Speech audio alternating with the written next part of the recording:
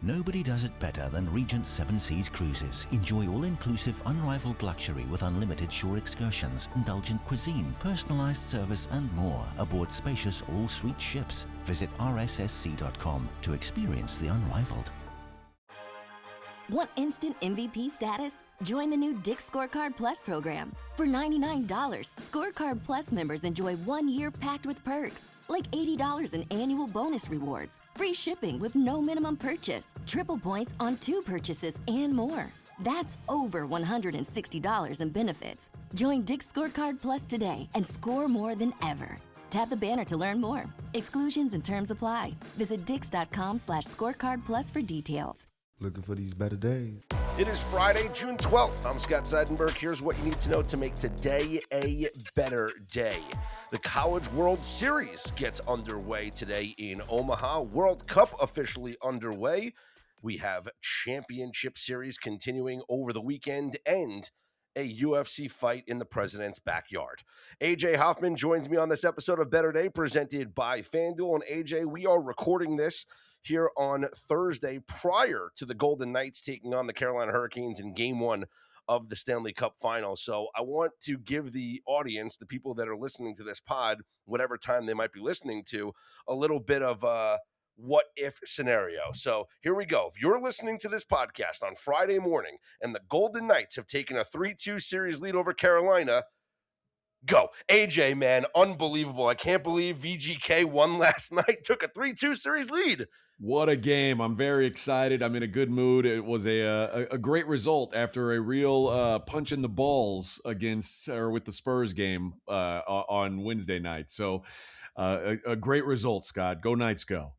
All right, now if you're listening to this pod and it's Friday morning and the Golden Knights happen to lose and Carolina wins and they take a 3-2 series lead, well, AJ, man, I can't believe Carolina took a 3-2 series lead last night. Scott, sports fandom is the absolute worst. What a terrible defeat for the Golden Knights. I hate everything about my life. Can the season just end? Can we get to the misery that is going to be my football season with the Buffalo Bills, please? All right, that was fun. I hope you guys are enjoying this episode because we are enjoying it here. We have lots to get to. Jake Hassan will join me in a couple of minutes as he will have a full preview of the College World Series in Omaha, which does get underway today with Bracket 1 play. Bracket 2 games will be tomorrow. AJ, let's start in the NBA Finals because tomorrow it will be game number 5 in San Antonio. The Spurs coming off a historic collapse on Wednesday night. 29 points up in the third quarter. No one had ever lost that game in NBA Finals history. And not just NBA Finals history, not just the 29 points, but I saw this other stat from Wednesday night, and you can just point to a million other stats. Sure. But it was teams trailing by 17 points or more in the final 9 minutes in the NBA Finals were 0-96. And the Knicks made it 1-96. I was shaking. Now, I'm a Knicks fan, but I was shaking watching that final. Like, I could not believe what I was watching. And I still can't believe the Knicks won that game. No, it's hard to believe. That was not only the worst loss in Spurs history, that is going to go down as an all-time collapse, an all-time kind of choke job by the San Antonio Spurs. And it's funny that, you being a Knicks fan and me covering the Spurs here and being a Spurs fan myself, I would say that when I did my show this morning, I was curious if, New York radio, if they were doing what a great comeback by the Knicks while we were in San Antonio going, what a horrific collapse by the Spurs. It's interesting to see it from that other side because it did feel, and it takes two, I at some point I gave credit. I said, hey man, we're talking about how the Spurs choked this thing away. We got to give credit to the Knicks who made some shots that should never be made. Down the stretch, they made some shots that you never thought could go in and they did.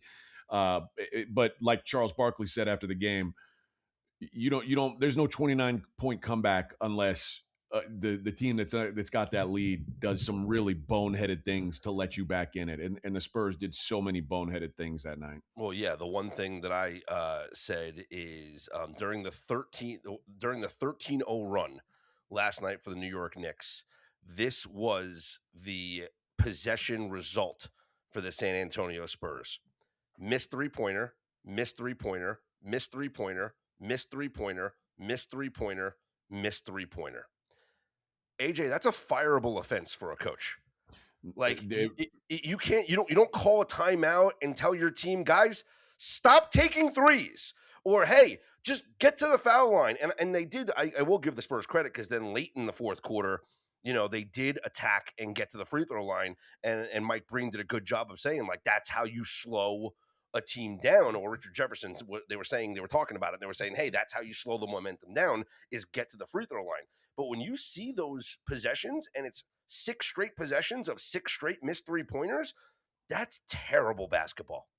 Yeah, well, that's a team full of guys that are 20, 21, 22 years old. It's a head coach in his first year. And we've talked about, the Spurs all season long kind of skip some steps to get where they are.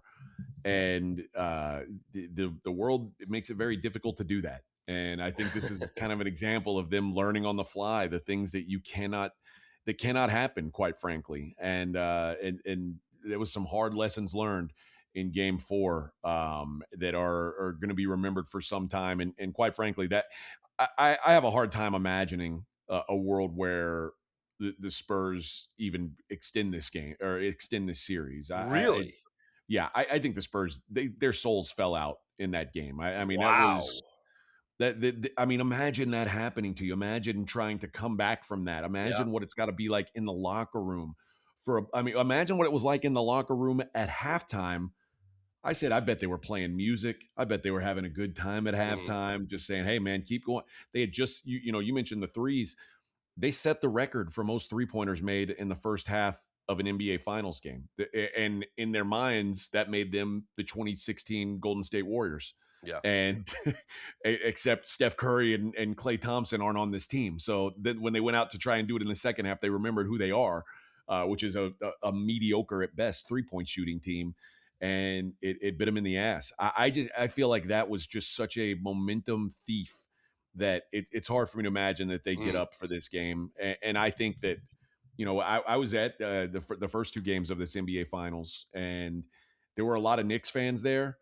And the reason why is that the Knicks fans were saying it was cheaper for them to fly to San Antonio, get a hotel, and pay for a game ticket than it was to go to a game in New York.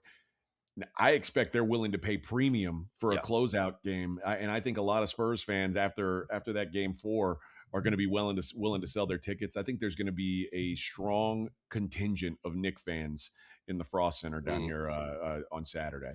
Well, the Spurs better be hoping that the Knicks are the 2016 Warriors, because the 2016 Warriors are the only team to ever lose a 3-1 lead in the NBA Finals when the Cavs came back and won Game 7. I see where you're going with this, with the Spurs, maybe rolling over, because like we've seen that in these NBA playoffs from teams against the New York Knicks. Like it happened against the 76ers in game number 4, where I'm like, hey, the Knicks are going to blow them out, and they won by 40. And then in Game 4 against the Cavs, I had said leading up to that game, it's going to look exactly like Game 4 against the Sixers, because the Cavs are a dead team walking. They quit. And if the Spurs feel like a dead team walking, then that's exactly what's going to be the case here, and the Knicks are going to roll them.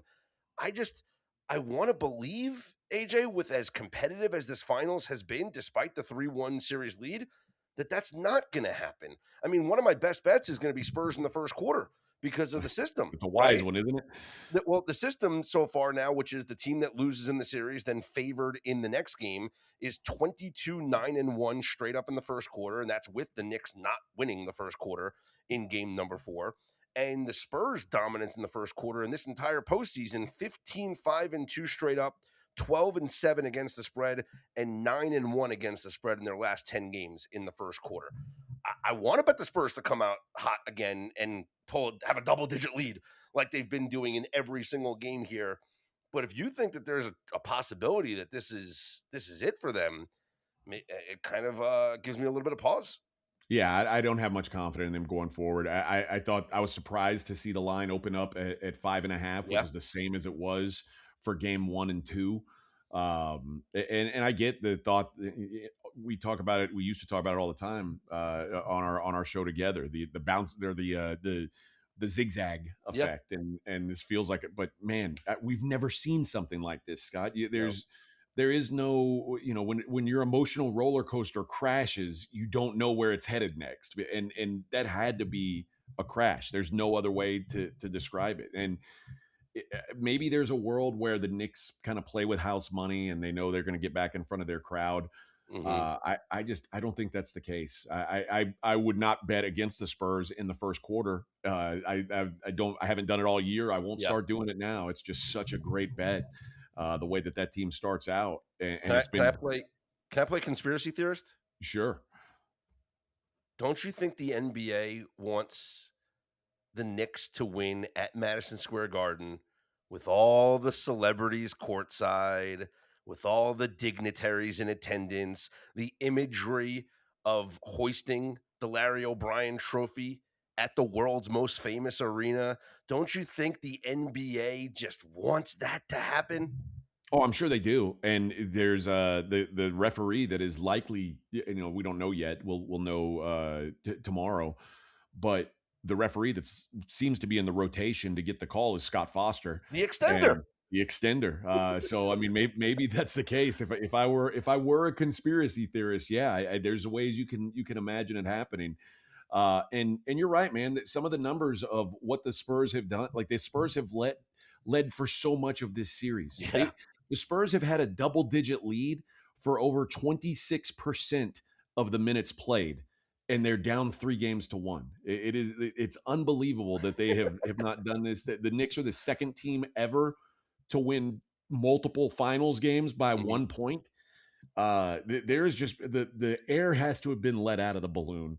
It's just hard for me to imagine this Spurs team finding the energy and the Mm. the gumption to believe that they can do it, because quite frankly, the one guy on this team that's been there and done it is Harrison Barnes, and he doesn't get on the floor. Yeah. So it's just hard for me to picture them putting it together Mm. after that.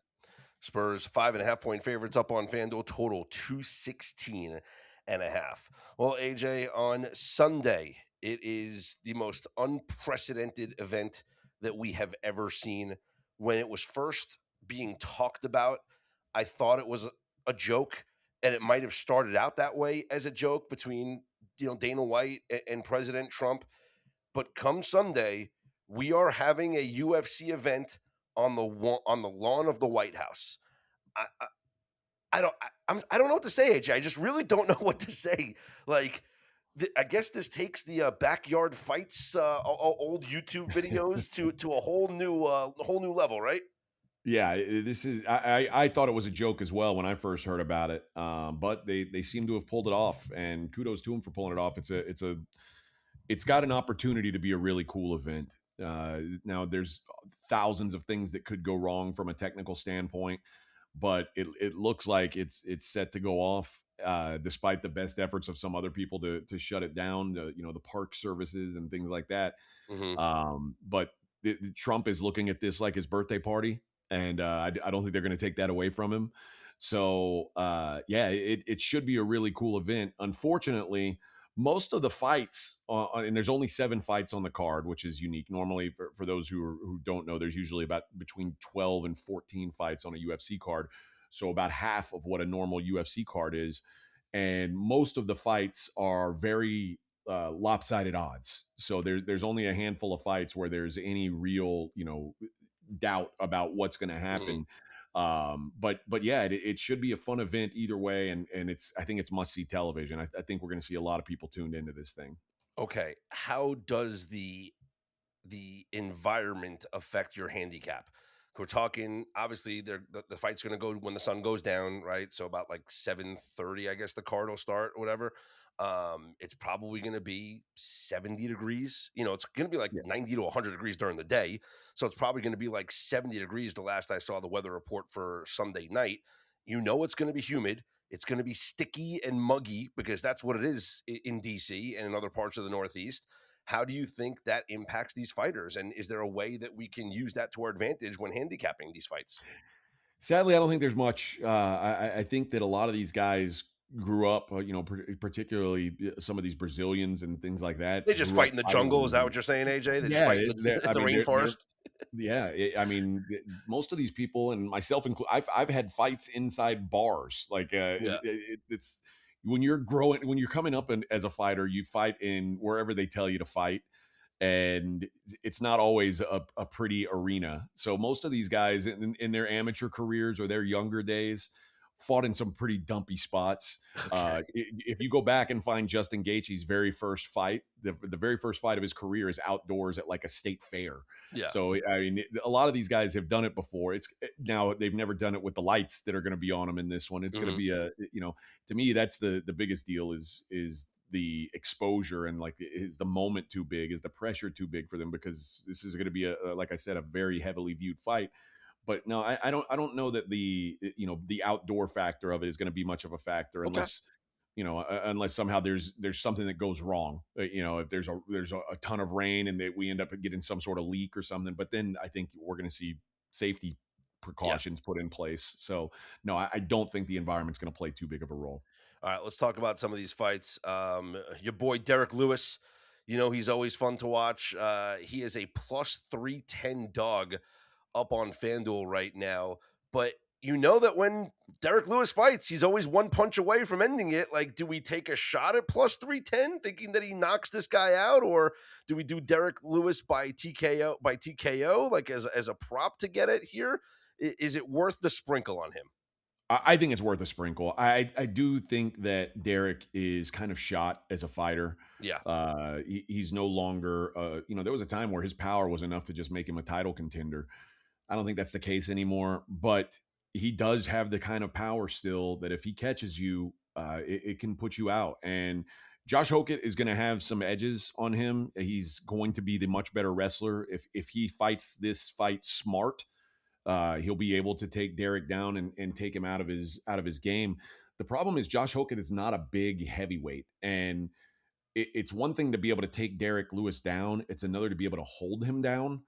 And I think that's going to be Josh Hokett's biggest issue, is holding Derek Lewis down. And that means he's got to last 15 minutes without, I always call it like playing Minesweeper. It's just you're Yeah. clicking around and you hope that you don't hit that button that blows you up. So he's probably going to have to go 15 minutes trying not to get popped by Derek Lewis. That's always a dangerous game. So this is one of the ones where, again, it's not it's not nothing I'm looking to make a heavy investment in, but I'll Yeah. throw a dart on plus a little over plus 300 with Derek Lewis and hope that he can get a knock. I do think also, if you're going to play it, you want to play Derek Lewis by knockout. You're not going to get much better odds of him by knockout You can than get plus him. plus 420 up on FanDuel. You can get. Yeah, there's no route to victory for Derek Lewis that isn't a knockout. So Okay. other than maybe a disqualification, but Mhm. disqualification is always it's TKO, KO, and DQ. Okay. DQ. Yep. It's paired with disqualification. So I think Derek Lewis knockout, better than 4-1 is there's some value in that. Okay. It's hard to call a minus 174 wager square ball, but am I a square ball for parlaying Bo Nickel and Sean O'Malley at minus 174? There's some concern for me with both of them. Okay.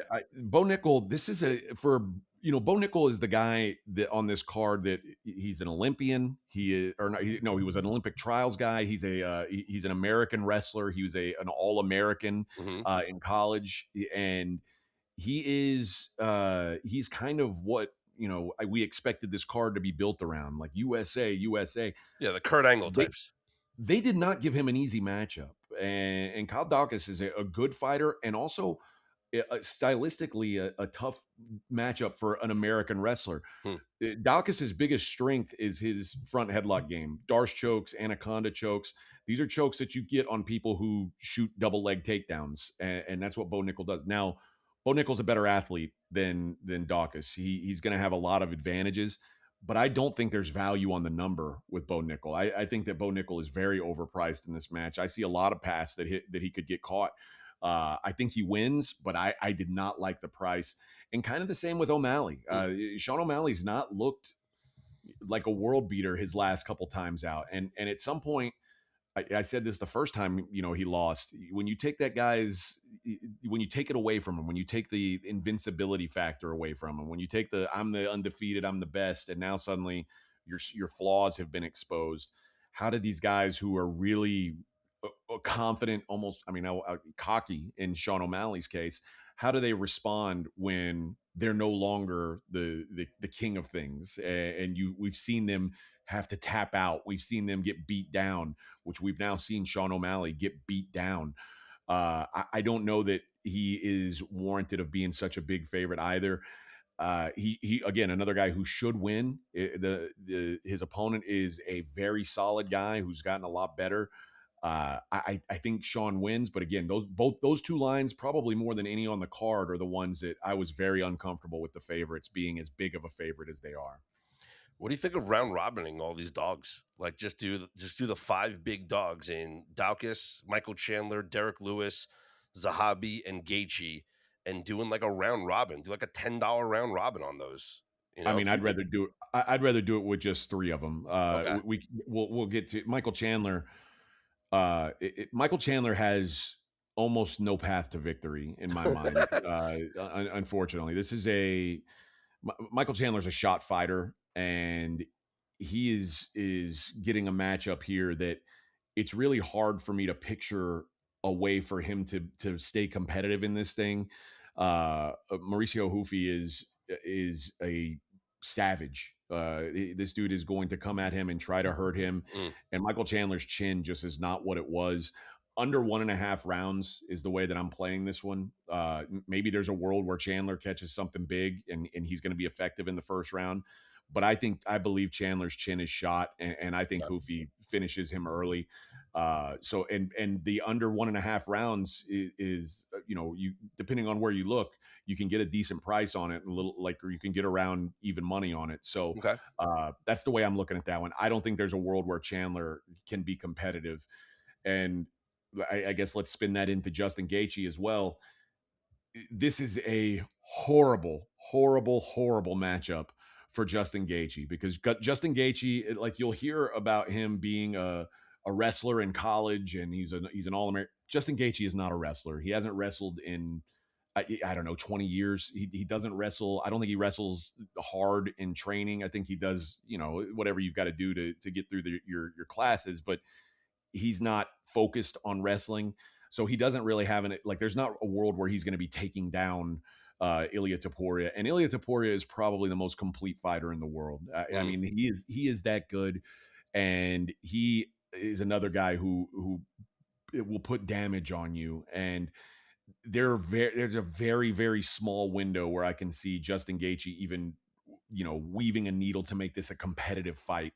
So I'm going to look for Ilia Topuria by knockout. Going to be one of my favorite bets on the card as well. Finally, Alex Pereira and Cyril Gane. It's a -113 split both ways up on FanDuel. So they're saying it's a coin flip. Who do you have? Yeah, I love Alex Pereira here. This is my favorite bet on the card, and I'm glad that the line was close. I thought I was going to have to pay a tax because Pereira is such a big star. Cyril Gane is very good. He's huge. He's strong. But when he's gone up against the most elite competition, he's just not there in my mind. And Pereira is, I'm not worried about him from a size standpoint. He's trying to become the first guy in history to hold a title in 3 divisions. He was the 185-pound champ, the 205 champ, and now trying to become the heavyweight champ. Gane, as big as he is a point fighter, and he's not really known as a knockout artist. And if you don't knock Alex Pereira out, that means that he is going to come at you for the entirety of a fight. And if he is marching you down, and I know that Alex Pereira has been a middleweight and a light heavyweight. This might be, if he's not the hardest hitter that Cyril Gane's faced, he's right up there with guys like Derek Lewis and Francis Ngannou. We're talking about like high level power from Alex Pereira. I think Alex Pereira eventually catches him and knocks him out. And I'm not going to play the prop market on it. I'm not going to play for the knockout just because, like you said, I'm getting around -110 on that one anyway. So I do like Pereira though. I think that it's a lot more difficult for one guy to avoid the knockout for the entirety of the fight, and all of the knockout power is on Pereira's side. It's hard for me to picture Gon finishing the fight, although I do think that it's going to be a competitive fight until it's not. Yeah. I think Alex Pereira's power is the difference, so I like Alex Pereira to win that title. All right. Well, we're going to fill out our cards. We're going to place our bets, and we're going to watch some fights on the grass. AJ, appreciate the time. Try and enjoy tomorrow night's game. I know it might not go your way, but who knows? I think we could see a game 6 at Madison Square Garden because that's what everybody wants to see, more games here in these NBA finals. And good luck with all your bets coming up on Sunday. All right, Scott. Talk to you soon, bud. The College World Series gets underway later on today. Bracket 1 in action, and then tomorrow bracket 2, and it's going to be a whole lot of fun there in Omaha. And here at Better Day, we have boots on the ground in Omaha as our very own Jake Hassan is headed to the College World Series. Jake, how pumped are you? This is like your holiday. This is your Christmas, your New Year's, whatever you want to throw in. You are, the smile on your face just shows me. The audience really can't see it right now, but you are thrilled right now for this tournament. Yeah, this is my Super Bowl, Scott. This is what I wait for all year. This is awesome.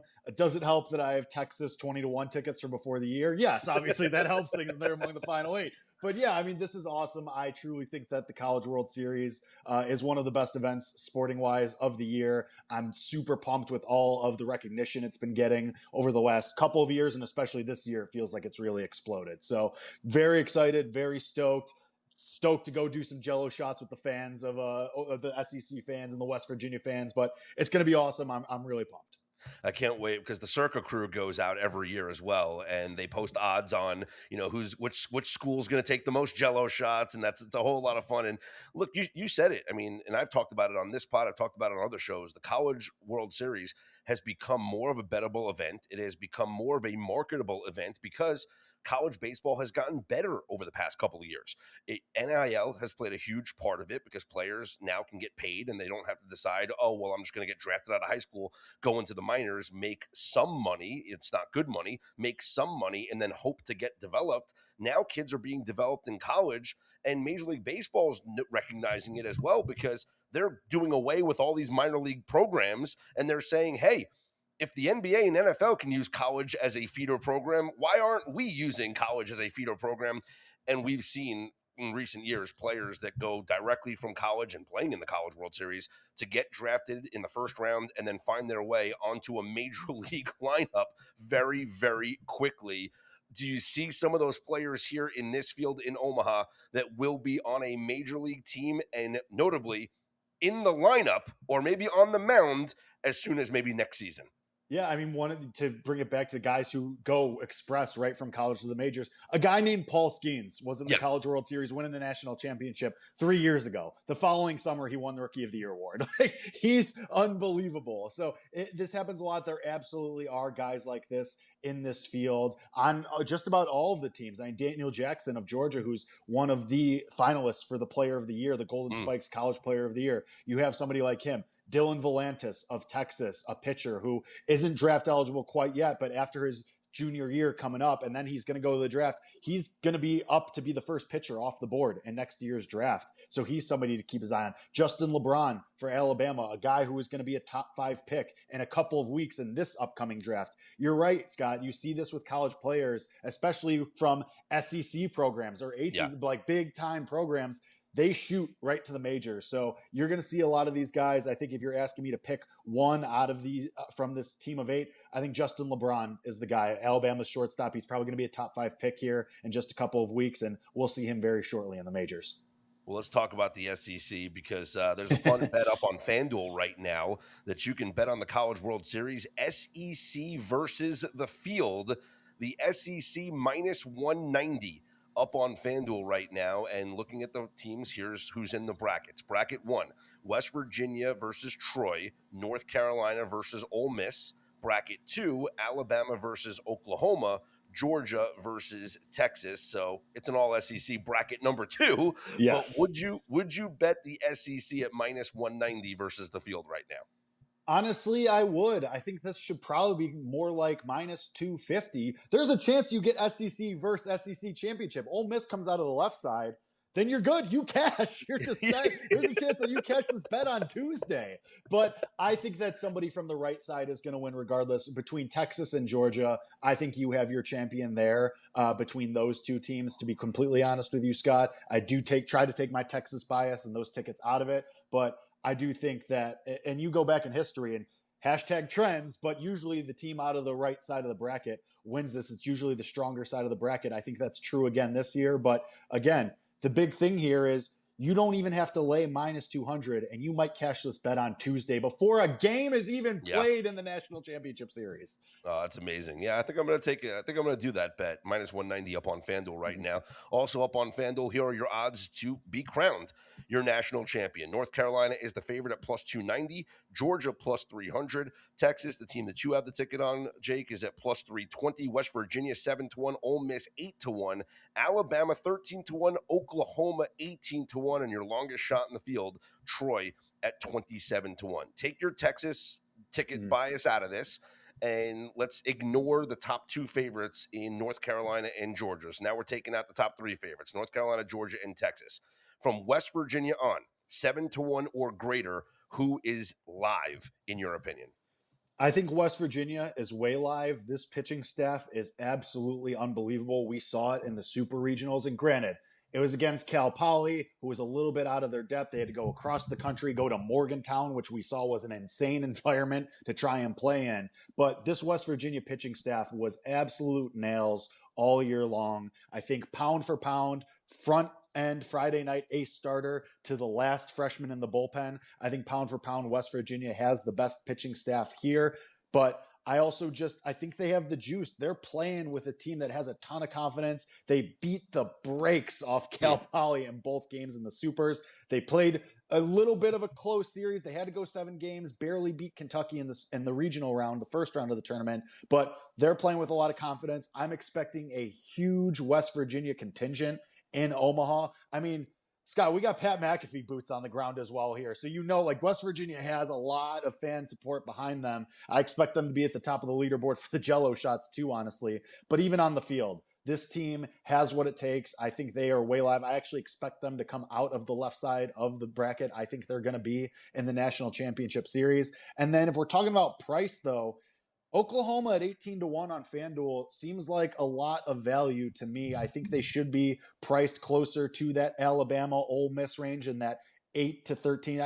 I mean, I would make Oklahoma about 10 or 11-1. I would put them ahead of Alabama. This Oklahoma team, we saw it. They've been able to win the regional series and the super regional series in 2 very different ways. They won the Atlanta region, the Georgia Tech region, the number 2 overall seed in the tournament, by the way. Oklahoma won that region by outslugging and just haymaker. And Georgia Tech was one of the best offenses, if not the best offense in the country. Oklahoma topped them in 2 games. So at 2 straight games, Oklahoma was able to outslug the Yellow Jackets. And then you go to the Supers in Lawrence, Kansas, still on the road, and the pitching staff was lights out for Oklahoma. They have the upside with their top 2 starters, Cameron Johnson and LJ Mercurius. Those guys can be lights out, 7 innings shutout ball. I think that gives Oklahoma a ton of upside. Now, the downside of that is it's a low floor. If those 2 guys in the rotation have a bad day, it's kind of over. But like I said, in the regional round, Oklahoma showed you that their offense can carry them as well. So I think at 18-1, if you're trying to make a value bet or you're trying to get a long shot that's going to age pretty nicely over the next week and a half, I think Oklahoma would be the way to go there. You mentioned slugging, so let's talk about the totals. We saw a lot of runs being scored in the regionals and the super regionals. I would expect that we get lower scoring games here with your top pitchers going and, managers leaving no margin for error. But here are your totals for the 4 games in the first round. The 2 games here on Friday, Troy against West Virginia, total of 10.5. Ole Miss and North Carolina, total of 8.5. And then tomorrow on Saturday, Oklahoma, Alabama, 9.5. Texas and Georgia, 10.5. Any of those totals jump out to you? How are you going to be attacking this in general as well? Yeah, I'll tell you what, I'm going to go the under in the Ole Miss and North Carolina, the night game tomorrow, because you have two major league pitchers in that matchup. And that's why you're getting a major league total of 8.5 here with Hunter Elliott for Ole Miss and Jason DeCaro for North Carolina. Two guys who are going to be pitching in the majors in the near future. They're really good, really great. And I want to say the under in West Virginia because their pitching staff is unbelievable, but they can score 15 runs on their own. The important thing here, Scott, is people need to monitor the weather, just like you would with an MLB game, because if the wind is blowing out in Omaha, those balls are going to fly. And on Saturday, we're supposed to get a little bit of weather, so monitor that completely. I mean, we have a bunch of storms going across the Midwest.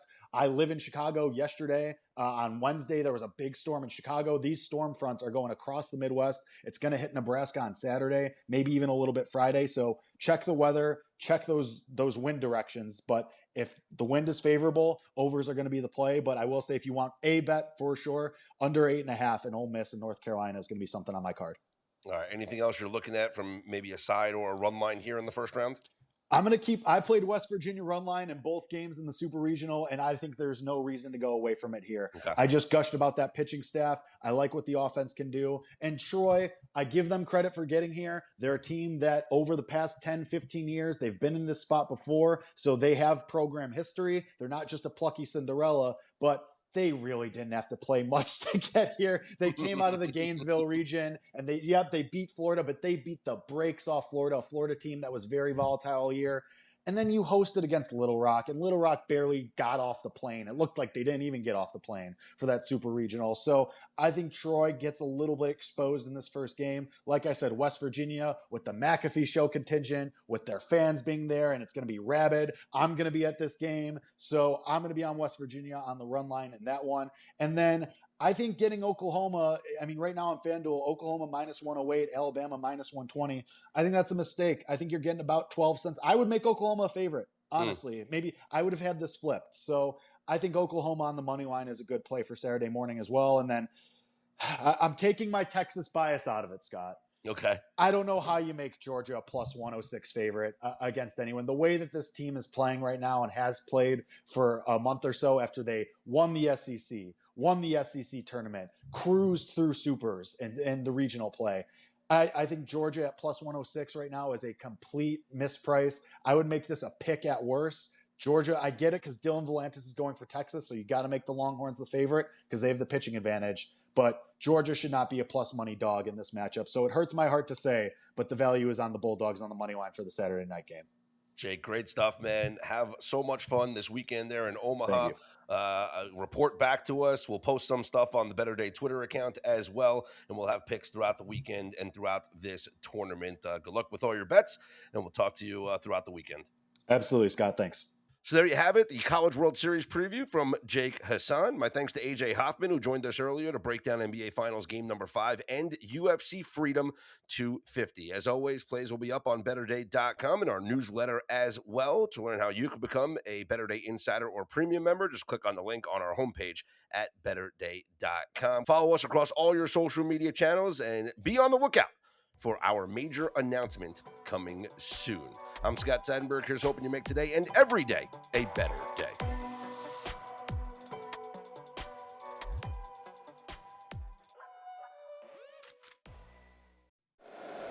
If you like the show, please take a moment to rate, review, and subscribe. It really does help the show to grow. Thank you for listening.